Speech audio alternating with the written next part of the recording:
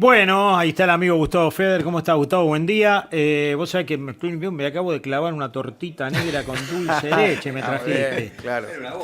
Una bomba. ¿Querés un mate para bajar? Dame uno. La dieta fue a parar a la mierda. Digo, Pero no, bueno, no es permitido. le tengo que mandar un saludo grande al amigo Hernán, que vos sabés que Hernán nos escucha todos los días firme ahí con los amigos de Later Why Not. Ahí están trabajando, tienen carburando a fondo. Genio. Así que Hernán, abrazo grande. Y la Claro, señora Paula, hincha River, como yo, como corresponde. Muy bien. Gustavito, ¿cómo estás? Buen día, ¿qué tal? ¿Cómo andan? Muy bien, muy bien. ¿De qué vamos a hablar hoy? Bueno, de algo que seguramente a muchos les va a llamar la atención, porque nos vamos a remontar muy atrás en el tiempo, con una fábrica nacional, que ya obviamente no existe más, que se llamó Hispano-Argentina. Vos sabés que no, ni idea tenía yo que existía una fábrica de auto hispano-argentina. ¿No? Sí. Mirá, ahí está el logo. No debe ser el único que no... ¿Qué auto era? Porque Bueno, en viste, realidad hay decís- varios, y eso es lo interesante, porque vamos a hablar no solo de autos, vamos a hablar de camiones, de chasis para buses, de motores diésel y de autos de lujo con motor diésel y de un auto económico. O sea que es el panorama que ahora vamos a ir desarrollando, como ves, Te digo, una empresa que tenían- había pensado en una verdadera línea de productos muy amplia, muy a completa. futuro apuntaban, ¿eh? Exactamente, No, no te exactamente. quiero spoilear, por ahí Sí. la gráfica esa tiene que ver con la empresa española. Exactamente, exactamente. En realidad como ocurría en la Argentina de comienzos del siglo XX, la mayoría de las industrias que se van creando en el país en aquellos años son iniciativas de inmigrantes europeos fundamentalmente, ¿no? Y entonces en este caso también es un caso Ahora que decís, similar. ¿carrocería colectivo hacían? No, hacían los chasis. Ah, los chasis. Hacían los chasis para que después, en Argentina había un montón de empresas carroceras que se podían ocupar de darle forma a esos chasis. Como recién les decía, el Hispano-Argentina va a ser el producto de dos inmigrantes españoles, que en realidad más que inmigrantes eran empresarios que tenían en España, se dedicaban al negocio de la sal, de la venta de la extracción y venta de sal, abren una oficina en Argentina para hacer lo mismo, entonces importaban sales de España y a su vez de Argentina enviaban cereales, cueros, lanas y demás. Pero la década del 20, que fue una década Sí. de expansión notable del mercado automotor argentino, ahí es donde el automóvil se consolida en el país, ellos se van a ir metiendo paulatinamente en ese rubro y crean una empresa previa a Hispano-Argentina llamada Ballester Molina, porque eran los nombres de estos dos socios, ¿no? Es decir, Carlos Ballester y Arturo Molina, que eran cuñados. Así que, bueno, son los que comienzan con este emprendimiento. Primero participan en los salones del automóvil de aquella época, los que organizaba el ACA, habían creado una especie de garage que se podía armar, ¿no? Como una especie de gazebo que se armaba y desarmaba, ya sea para guardar el auto o para tener en tu casa una especie de galponcito Claro. para guardar cosas, ¿no?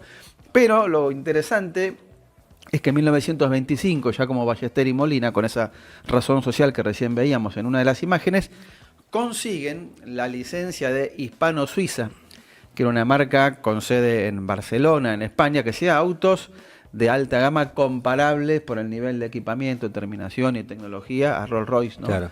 También hacía camiones y buses. Y esto permite empezar a importar a la Argentina la línea de productos de Hispano-Suiza, pero la gente de Ballester y Molina tenía la intención de paulatinamente empezar a fabricar acá. O sea que no se contentaban solo con representar a la marca, sino que el plan era empezar primero a hacer un montaje, colocarle la mayor cantidad de piezas posibles. Pensemos que en esos años Argentina no tenía una industria autoportista consolidada, por lo tanto era muy difícil conseguir proveedores para determinados componentes, pero de a poco lo iban haciendo, hasta que se instalan en una fábrica, la calle Campichuelo 250, pleno barrio de Caballito. Caballito. Ahí nomás de Sí. Parque Rivadavia, para que se ubiquen geográficamente. O sea, Cerca de la CTC. Cerca de la CTC, claro. Claro, cerca, Sí, relativamente cerca, exactamente.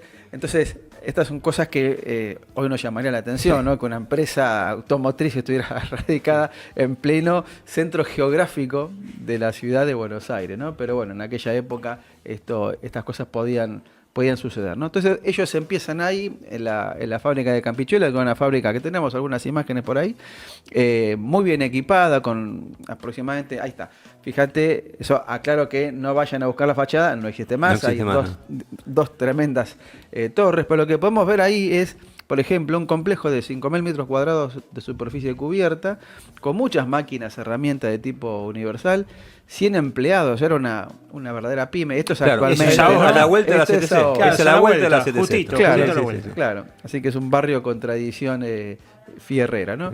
Bueno, y ahí ellos empiezan estas primeras operaciones de montaje con componentes de origen fundamentalmente español, también norteamericano, paulatinamente agregándole elementos nacionales. Pero esto les permite tener desarrollar una expertise en la fabricación, ¿no? Esas máquinas que estábamos viendo acá permitían procesos como mecanizados, embutidos, hacían tratamientos térmicos, medían también motores y demás.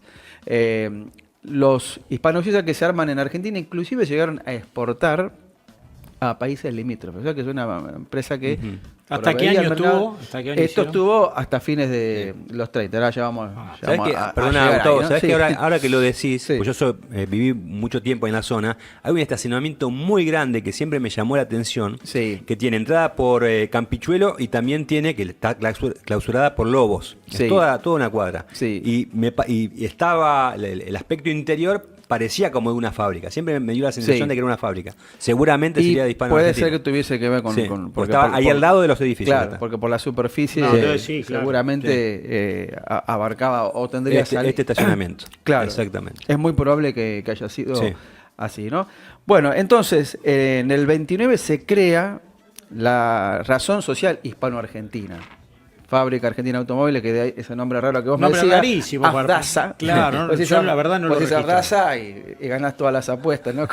Nadie. Claro, No se ¿quién acuerda lo va- nadie. ¿quién lo va a sacar? ¿No? Hispano-Argentina, por ahí, los que están más metidos, porque les puede sonar hispano-suiza, Claro, y tal de cual. ahí hacer una relación entre No, los ¿sabes dos por qué te nombres, pregunté ¿no? si hacía carrocería de colectivo? Porque a lo Sí. mejor, viste que el colectivo tenía la chapita, la favorita, todas esas Claro, carrocerías. Digo, claro. por ahí Hispano Argentina me suena de algo, pero. No, pero hacía los chasis y Claro. algunos colectivos, buses en realidad en ese momento, estamos hablando de los años 30, eran chasis hispano-argentina. Así que por ahí hayas visto eso, Claro. recuerdas Claro, haber puede ser visto en algún lado. algo que haya circulado con posterioridad, eso que queda todavía dando vueltas, ¿no?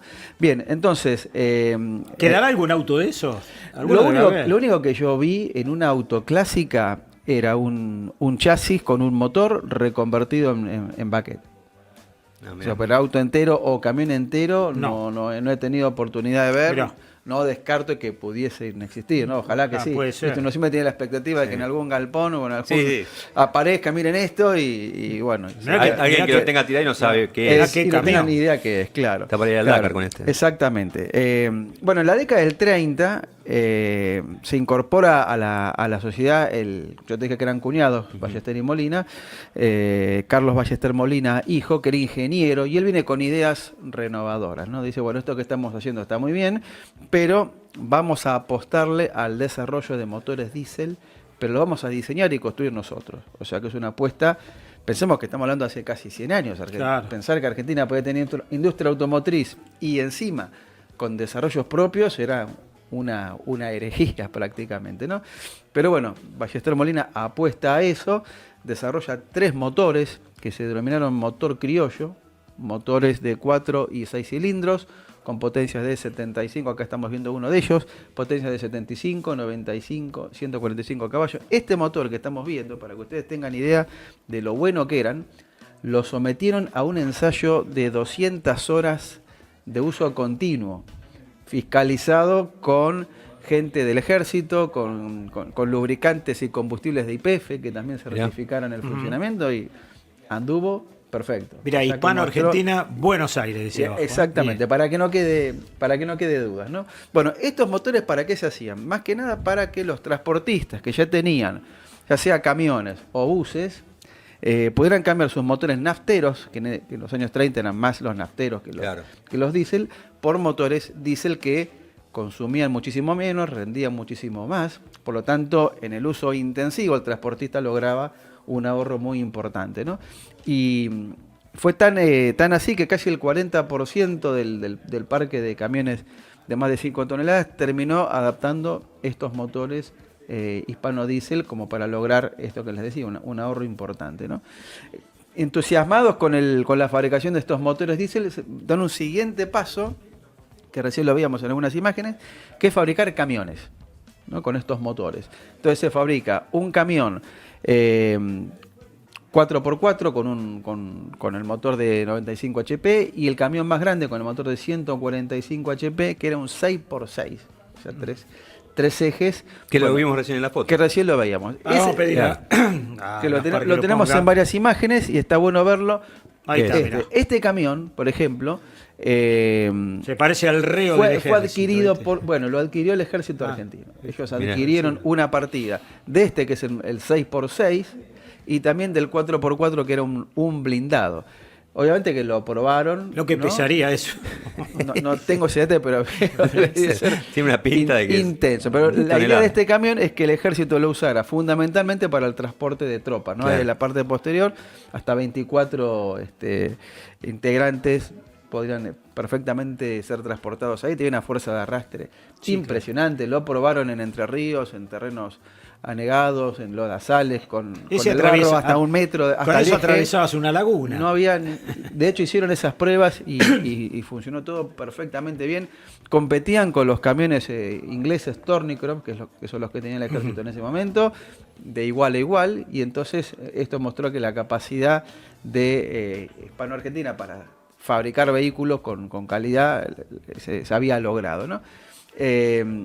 Y el segundo o un tercer paso en esta cronología de eventos que fue realizando esta empresa fue la fabricación de automóviles de pasajeros, pero justamente con el expertise de los motores diésel, ¿no? Entonces lo que hacen, acá tenés los buses colectivo que vos recién me comentabas, ¿no? Bueno, la carrocería no es de ellos, pero el chasis y la motorización sí, ¿no?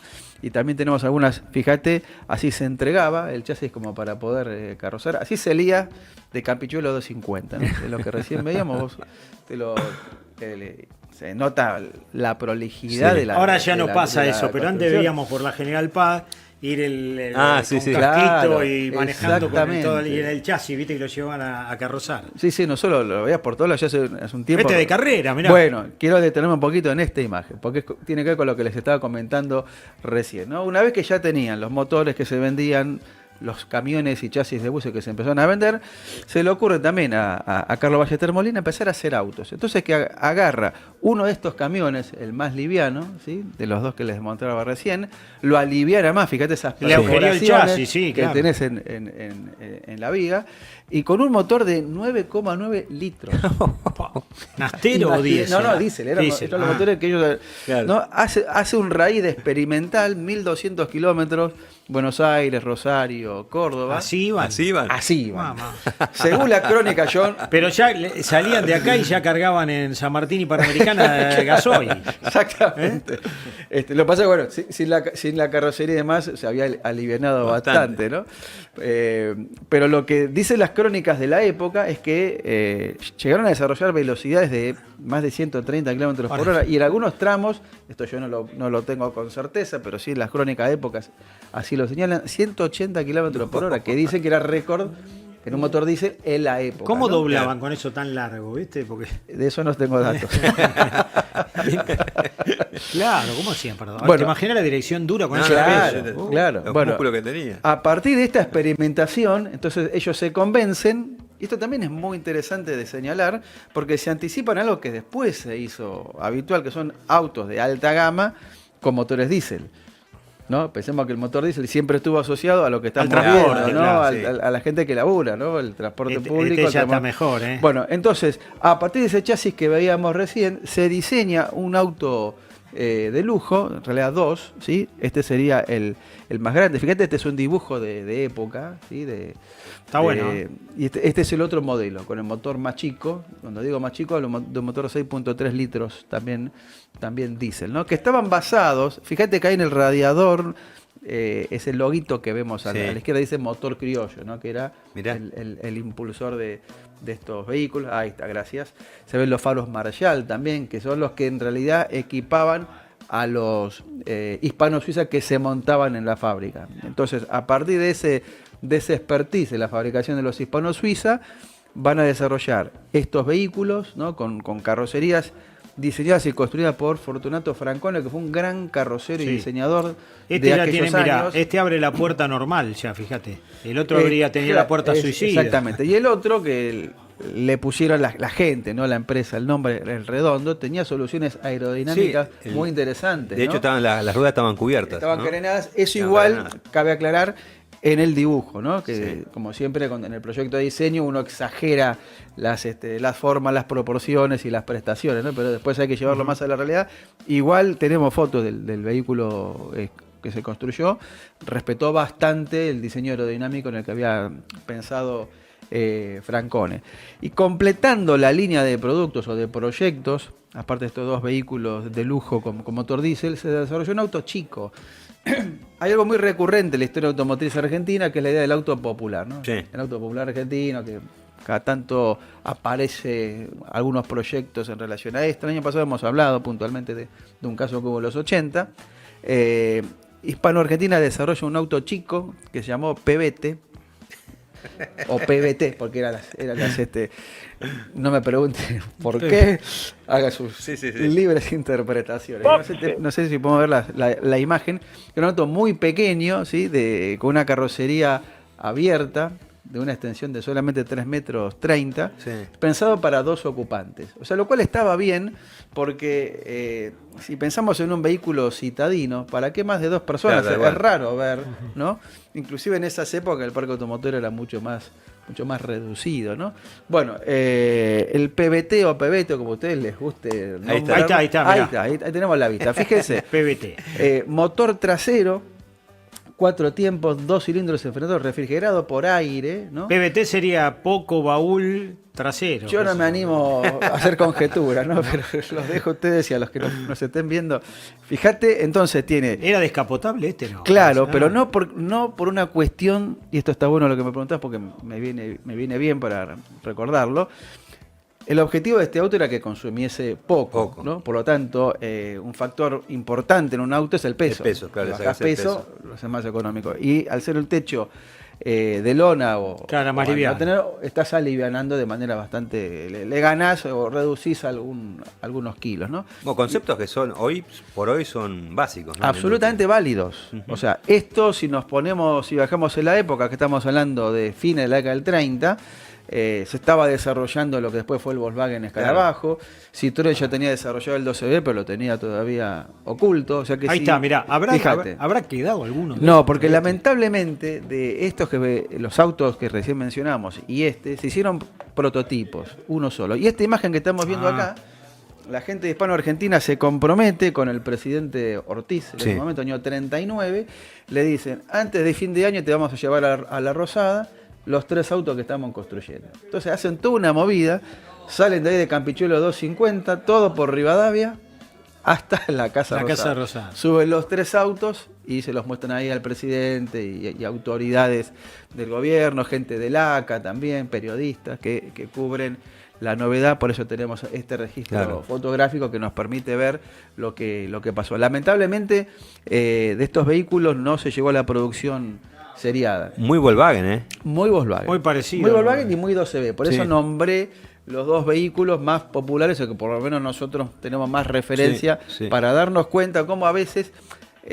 tengamos en cuenta que la información en esa época no circulaba como hoy. Claro, ¿no? por eso. Entonces no había tanto material para estar... Y que tanto el Volkswagen como el Citroën estaban en desarrollo, no se conocían.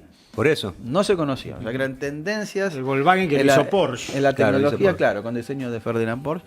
Pero otro de los méritos de Hispano-Argentina fue esto, haber desarrollado de manera, no diría intuitiva, sino por haber estudiado, por la experiencia del ingeniero Ballester Molina, que dice, bueno, hay que ir para este lado.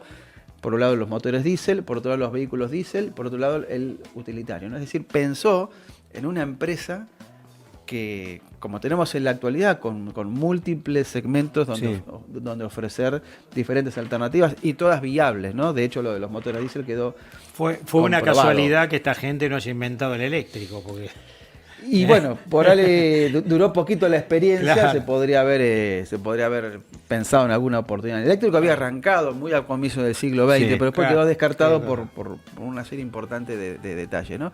Bueno, ¿qué es lo que pasa con esta empresa? Se estarán preguntando.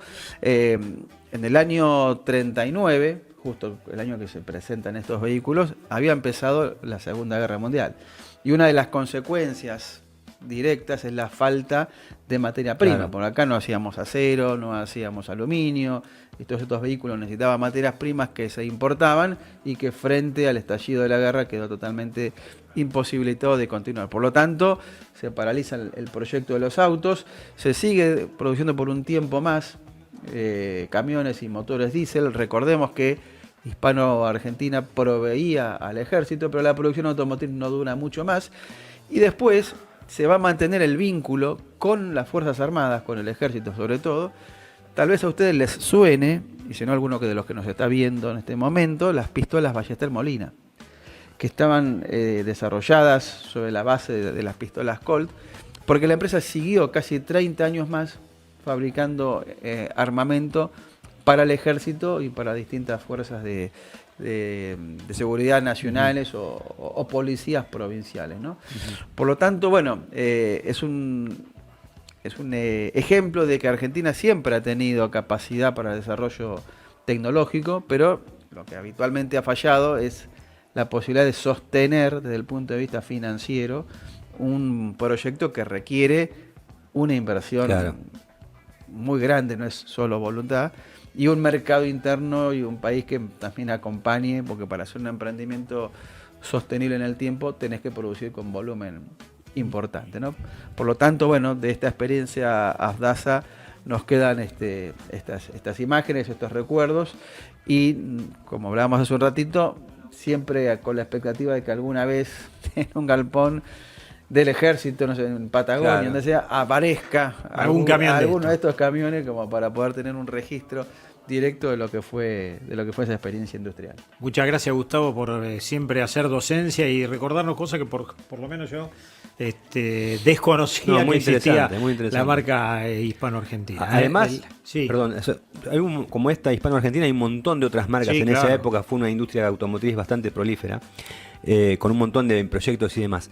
Pero ¿cuál fue el quiebre, Gustavo? ¿Dónde fue, en qué época, si lo recordás, si lo Sí. sabés, digamos que fue en declive, ¿no? A llegar a, bueno, ahora no tener ningún fabricante 100% argentino? Y eso empieza a ocurrir hasta la década del 80, todavía tuvimos. ¿Sí? En la década del 80 hubo un cierto resurgimiento de marcas nacionales, había pasado también en los 60, por esto lo tengan más presente, ¿se acuerdan de la marca Yes, por ejemplo? sí. Industrias Eduardo Salari. Eduardo Salare, ENIAC que hacía el Antic, ¿no? El Sí. antiguo. Los camiones Grospal, les nombro Grospal, algunos sí, sí. para que seguramente recordarán. Hasta ahí tuvimos, hasta el año 90. Ahí cuando Argentina ya entra en un proceso de apertura muy grande de importaciones, Claro. y los procesos de integración regional, ¿no? con lo que es el Mercosur, fundamentalmente la integración con Brasil, ya estas empresas que no tuvieron mucha posibilidad de Es muy sostenerse, difícil. ¿no? Porque es muy difícil tener mucha espalda para competir, y en general no había ese respaldo financiero para hacer desarrollos que le permitieran. Hoy creo que la única es el que hace el Tito.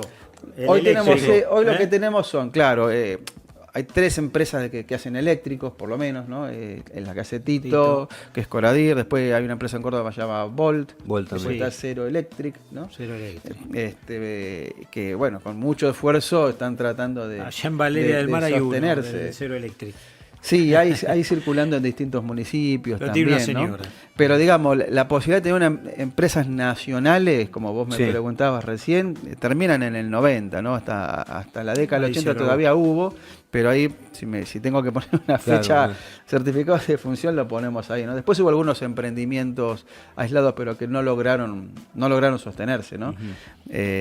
Así que eso es un poco lo que ha ocurrido a grandes rasgos, ¿no? Con la industria de capital nacional al menos. Tal cual, tal cual. Y agradezcamos que todavía tenemos industria automotriz, aunque tenemos- sea Sí, sí, sí, con está bien. multinacionales. Todavía ¿no? tenemos. Bueno, Gustavo, gracias. Te esperamos el Bueno, miércoles que viene. yo quería hacerles una invitación Sí. porque el 11 de abril estoy comenzando un curso de historia del auto argentino en el Museo del Automóvil, donde vamos a ver historias como esta que estamos contando y son son casi 120 años de historia, ¿no? Que vamos a desarrollar en un cuatrimestre donde vamos a ver todo eso, grandes Mirá marcas independientes, prototipos, fuera de serie. Así que comenzamos. Está muy bueno eso. Son todos los sábados hasta julio. Los interesados me pueden escribir a autohistoria@gmail.com. Muy bien. Y quiero cerrar agradeciendo a Motor Libros, que nos acompaña todos los miércoles con esta columna, perdón, y los invito a leer su catálogo fierrero en motorlibros.com. Ahí estaremos. Gracias, Gustavo. Gracias a Saludo a ustedes. Luisito Espadafora. que Le mando, muchas gracias. Un abrazo grande. Le mando.